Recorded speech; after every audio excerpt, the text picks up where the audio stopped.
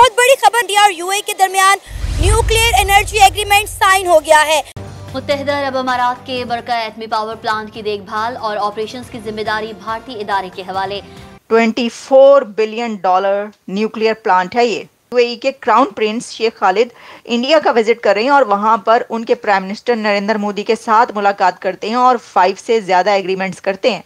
UAE ने China की बजाय इंडिया के साथ ये एग्रीमेंट साइन करके पूरी दुनिया को हैरान और परेशान कर दिया है। जिनसे आपने कर्जा रोल ओवर करवाना है वो आपके हमसाया कंट्री में जाके, जो कि उनकी मुस्लिम उम्मा का कंट्री नहीं है, वहां पर जाकर वो $24 बिलियन का न्यूक्लियर पैक्ट साइन कर रहे हैं उनके साथ, लेकिन आपका कर्जा रोल ओवर नहीं कर रहे। सर, दुबई को ऑन कैमरा गालियां दे रहे हैं सिर्फ इसलिए कि दुबई इंडिया के साथ जो है नए नए प्रोजेक्ट साइन कर रहे हैं, इंडियंस को नौकरियां दे रहे हैं। क्यों कर रहे हैं? उनको गालियां दे रहे हैं ऑन कैमरा। दुबई वाले फिर गलत कर रहे हैं ना।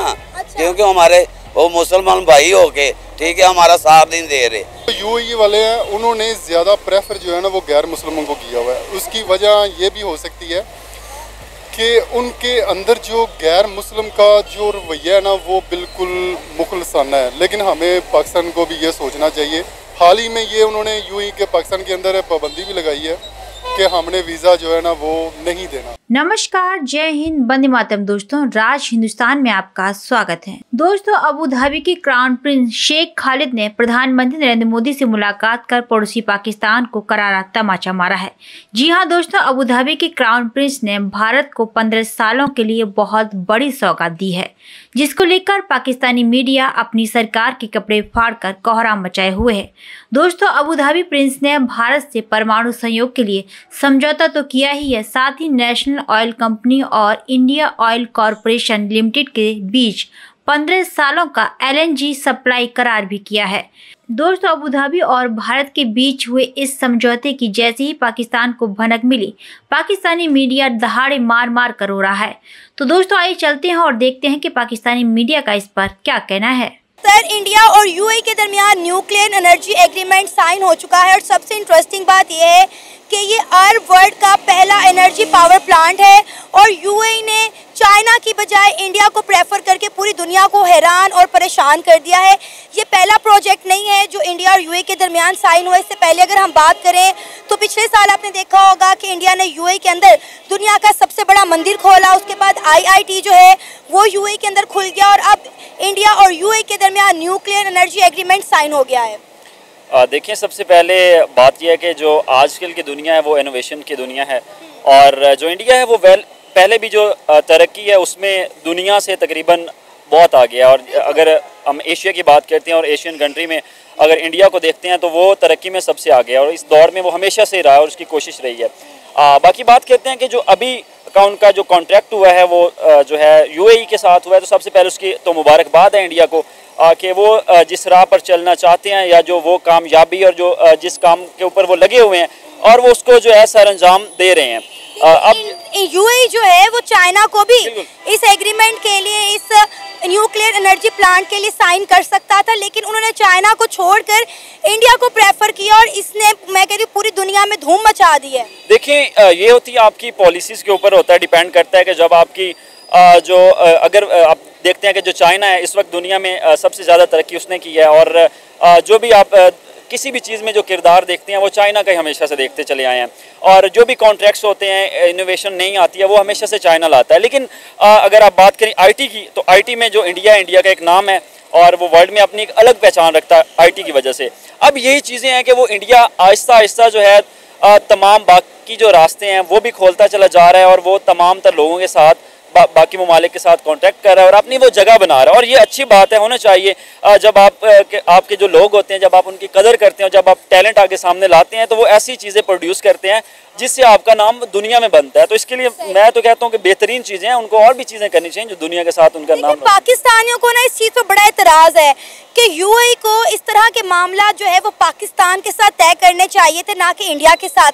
अब आप देखें कि हमारे जो पाकिस्तानी हैं उनको यूएई वीज़ा भी नहीं दे रहा गया। आपको पता है हमें वीज़ा की कितनी ज़्यादा तंगी बर्दाश्त करना पड़ रही है, लेकिन इंडिया के साथ वो भाग भाग के हर एग्रीमेंट साइन करे। इवन कि आपको पता है कि कुछ अर्सा पहले इंडिया के प्राइम मिनिस्टर नरेंद्र मोदी ने यूएई का विजिट किया, तो यूएई के क्राउन प्रिंस ने ना सिर्फ इंडिया के प्राइम मिनिस्टर नरेंद्र मोदी को रात के 4 बजे वेलकम किया, बल्कि उन्होंने वादा किया कि यहाँ पे रहने वाले तमाम इंडियंस मेरी जिम्मेदारी है।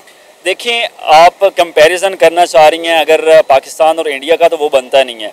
आज़ाद बेशक एक ही दिन हुए थे, लेकिन जो तरक्की की राह थी वो इंडिया ने बहुत पहले चुन ली थी और वो करते चले गए हैं और वो उसको हासिल करते चले गए हैं। अब पाकिस्तान के अगर आप हालात देखती हैं, आज आप खुद को कहाँ पर देख रहे हैं और इंडिया को कहाँ पर देख रहे हैं, कंपैरिजन बनता नहीं है। और जहाँ की अगर बात करते हैं तो हमारी गवर्नमेंट की जो पॉलिसीज़ हैं, जो हमारी गवर्नमेंट के इंटरेस्ट हैं, वो इन चीज़ों के ऊपर है ही नहीं। यहाँ पर आप देख रहे हैं कि ग्रेजुएट्स हैं जो यूनिवर्सिटी से निकले हुए हैं, जो टैलेंटेड लोग हैं, वो बेरोज़गार फिर रहे हैं। अगर उनकी जगह इदारों में नहीं है तो वो आपको क्या नई चीज़ करके देंगे, क्या इनोवेशन लाएंगे, वो कौन सा नया काम होगा जहाँ पे वो आपको पाकिस्तान का नाम रोशन करके देंगे। तो ये चीज़ें हैं। इसमें जो गवर्नमेंट का जो दरअसल जो सारा किरदार होता है वो पॉलिसीज़ मेकर्स का होता है, जो बनाते हैं और जो अपनी जो कौम है उसको इकट्ठा करते हैं और बताते हैं कि भाई हम ये काम करेंगे। तो जब तक ये नहीं होगा तो हम ये क्या कहते हैं, इंडिया क्या दुनिया के किसी भी मुल्क से पीछे चले जाएंगे। आप अगर बात कहते हैं बांग्लादेश की, बांग्लादेश उसके बाद आज़ाद हुआ है, उसके टके की कीमत आप जानती हैं पाकिस्तान से ज़्यादा क्यों है ज़्यादा? ये रीजंस हैं ना, कुछ ये कंसर्न्स हैं, लेकिन अवाम अगर सवाल करती है तो उसको आप उठा के जेल में फेंक देते हैं। ये हल है? ये हल नहीं है। IMF ने ये कहा कि आप हमें रोल ओवर करवा के दीजिए। IMF से आप रोल ओवर अभी तक नहीं करवा सके और आपने UAE से, सऊदी अरेबिया से और चाइना से ही रोल ओवर करवाना था ना। तो अगर अभी तक नहीं हुआ तो इसका क्या मतलब है कि आप नहीं ले सके उनसे, कर्जा रोल ओवर नहीं करवा सके। तो वही लोग, वही कंट्रीज़, वही लीडर्स, वही मुस्लिम उम्मा इस वक्त इंडिया में मौजूद हैं।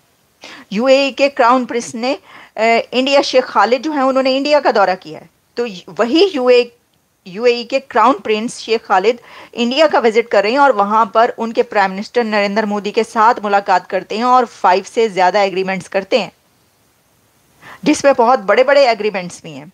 ठीक है।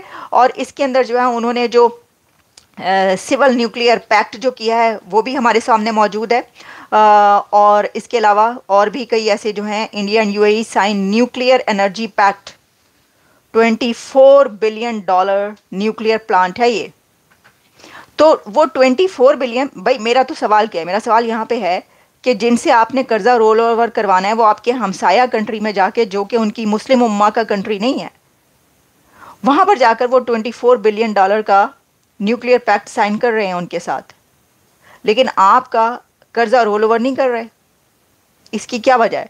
इससे ये पता चलता है कि देखिए, जो आप आज तक ये सोचते रहे हैं ना, हम ये सोचते रहे हैं कि जो मज़हब है, जो हमारा मसलक है, या जो हमारा जो ये रिलीजन का रिलेशन है, ये सबसे बुलंद है, इसको कोई डिफीट नहीं कर सकता।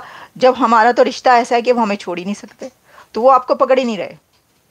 वो रिश्ते ये सब जो है ना, रिश्ते नाते, ये कब के ख़त्म हो चुके हैं। दुनिया इससे बहुत आगे जा चुकी है, बहुत आगे निकल चुकी है। अब देखिए, एक अरसे तक पाकिस्तान एक ऐसा मुल्क है कि जो एक अरसे तक अरब कंट्री से सिर्फ इन्हीं रिश्ते नातों की बिना पर, उम्मा बरादरी, इस्लामिक कंट्रीज़, इस्लामी बरादरी, बरादराना ताल्लुकात, इन लॉजिक्स की बिना पर भाई साहब आप उनकी से लेते रहे हैं कर्ज़े, और वो इसी बिना पर एक्सप्लॉइट होके देते रहे हैं कर्ज़े। अब वो इस सब से इसलिए निकल चुके हैं कि अब दुनिया एक और फेज़ में दाखिल हो चुकी है। हर तरीके से एक ऐसा शिफ्ट है, बल्कि इसको तो ये कहा जाता है कि यूनिवर्स का ये शिफ्ट है, ये एनर्जी शिफ्ट भी कहा जा रहा है।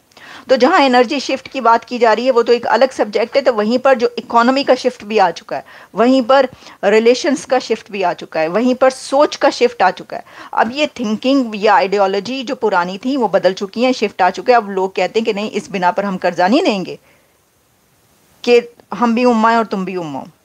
ये नहीं, ये कोई बात नहीं है। आपसे हमें मिलेगा क्या? वो ये कहते हैं कि क्या मिलेगा हमें बदले में। तो बदले में अगर आप कुछ नहीं दे सकते, आपने सिर्फ लेना ही लेना है हमेशा, तो फिर वो कंट्रीज़ भी साथ छोड़ जाते हैं जो कि हमेशा देते रहे। देखिए, हम उनको बुरा इसलिए नहीं कह सकते कि कितना साथ दिया, बहुत साथ दिया पाकिस्तान का, सऊदी अरेबिया ने, UAE ने, मतलब जितने भी जिन लोगों से आपके ताल्लुकात है, टर्की भी, बल्कि टर्की के साथ बड़े अच्छे रिलेशन। अच्छा, इसमें होता क्या है कि ठीक है, ओके, ये थ्योरी या ये आइडियोलॉजी भी चलती रह सकती है, लेकिन उस सूरत में कि जब आप जो है वो अपनी फॉरेन पॉलिसी फिर ऐसी बनाएं, इसी फॉरेन पॉलिसी को इसी बेस पर, इसी नुक्ते पर फिर आप ऐसी बनाकर दिखाएं कि हाँ लोग आपकी मदद करते रहें। लेकिन ये फॉरेन पॉलिसी तो आपको फिर ऐसी करके दिखानी पड़ेगी, लेकिन आपने वो करके नहीं दिखाई। तो ये हैं हालात। तो दोस्तों, आपने देखा कि अबू धाबी के प्रिंस ने पाकिस्तान के मुंह पर करारा तमाचा मारते हुए भारतीय प्रधानमंत्री नरेंद्र मोदी और भारत पर किस तरीके से अपना विश्वास और भरोसा जताया और भारत के साथ 5 बड़ी डीलें साइन की, जिसे देखकर पाकिस्तान चीख रहा है। इस पूरी खबर पर आपका क्या कहना है, हमें कमेंट बॉक्स में जरूर बताएं। खबर अच्छी लगे तो लाइक और शेयर करना ना भूलें। ऐसी तमाम खबरों से जुड़े रहने के लिए आप देखते रहें राज हिंदुस्तान।